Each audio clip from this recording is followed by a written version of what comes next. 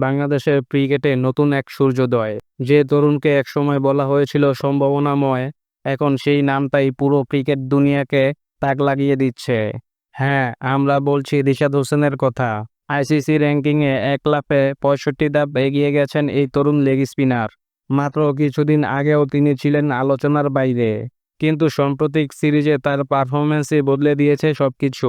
গুগলি top spin আর mind game, প্রতিটা বলে ছিল চমক। বড় বড় ব্যাটসম্যানরাও হারিয়ে গেছেন রিশাদের জালে। এমন লেগ স্পিনার বাংলাদেশ অনেকদিন পায়নি, যে শুধু বল ঘুরায় না, ঘুরিয়ে দেয় ম্যাচের মোড়ও।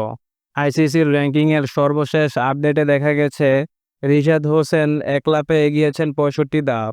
এমন বিশাল অগ্রগতি এক বছরে খুব কম ক্রিকেটারই করতে পেরেছেন। বিশ্ব ক্রিকেট এখন নজর রাখছে এই তরুণের দিকে। রিশাদ কি হতে চলেছে বাংলাদেশের পরবর্তী বড় তারকা? কমেন্টে জানাও তোমাদের মতামত।